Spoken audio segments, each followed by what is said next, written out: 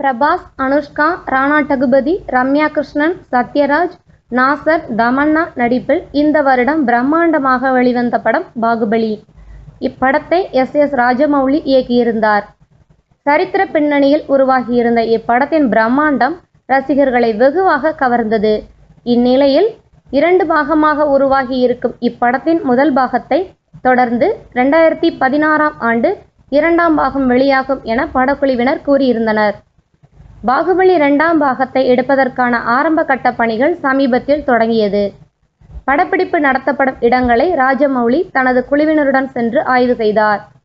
இந்நிலையில் வருகிற டிசம்பர் 15ஆம் தேதி ஹைதராபாத்தில் உள்ள ராமோஜி பிலிம் சிட்டியில் பாகுபலி 2 படத்தின் படப்பிடிப்புகளை ராஜமௌலி தொடங்கவிருக்கிறார். ஏற்கனவே 2ஆம் பாகத்தின் படப்பிடிப்புகள் 40% முடிந்துள்ள நிலையில் மீதி படப்பிடிப்புகளை நடத்தி விரைவில் முடிக்க உள்ளனர். 2016ஆம் வருடம் இறுதியில் அல்லது 2017ஆம் ஆண்டின் ஆரம்பத்தில் படத்தை வெளியிட படக்குழுவினர் முடிவு செய்துள்ளதாக தெரிகிறது. பாகுபலி முதல் பாகத்தில் அனுஷ்கா சம்பந்தப்பட்ட காட்சிகள் மிகவும் குறைவாகவே இருந்தது. 2ஆம் பாகத்தில் அவருக்கே முக்கியத்துவம் இருக்கும் என்றும் கூறப்படுகிறது. அனுஷ்கா 2ஆம் பாகத்தில் வீரம் நிறைந்த அரசியாக வருவார் என்றும் கூறப்படுகிறது.